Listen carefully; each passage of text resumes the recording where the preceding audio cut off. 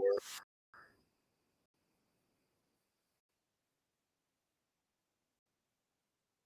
Did what he does sometimes. So I only preach a message I preached before, but I feel like this is what God wants tonight. So I'm going to be obedient. We're going to be Matthew chapter 16. I want to talk about suicide of the soul. Suicide of the soul tonight.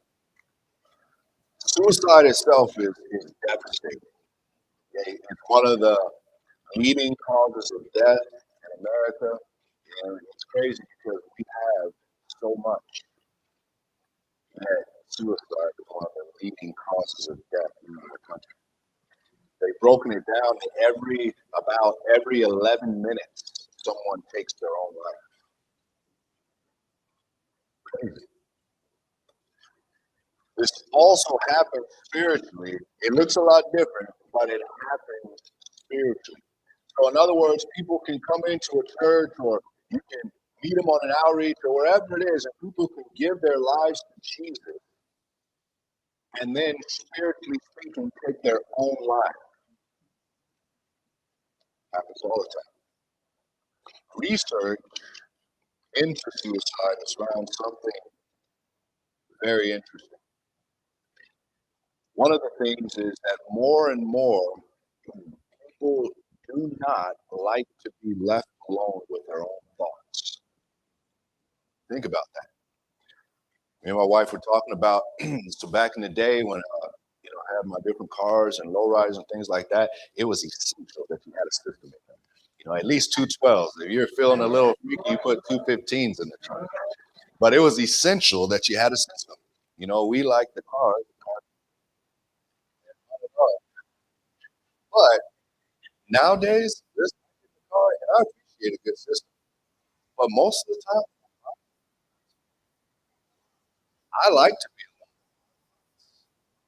But research is finding more and more people do not like to be alone with their own thoughts. Listen to this.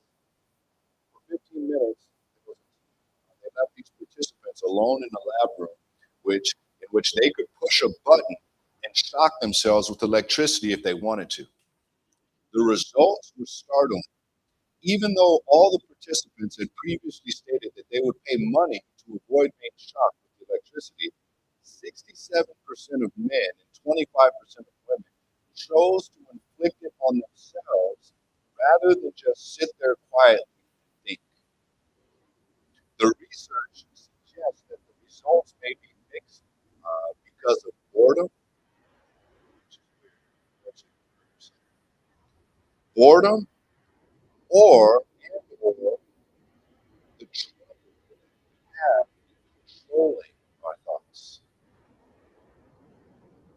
Someone said, I think our mind is built to engage. So if we don't give it anything to focus on, it's kind of hard for it to know what. So very true. Here's what I'm saying tonight. I believe that the mind is not given the attention that it should be. We can talk about all these other things and they're valid, but my personal opinion is the battle for the mind is something that we just move right along. Proverbs 23:7 says, but as he thinks in his heart, so he is. You know how the saying goes, thoughts produce actions, actions produce habits, habits determine character, character is what determines your destiny. But it all starts with your thoughts. Really? Oh, okay. It all starts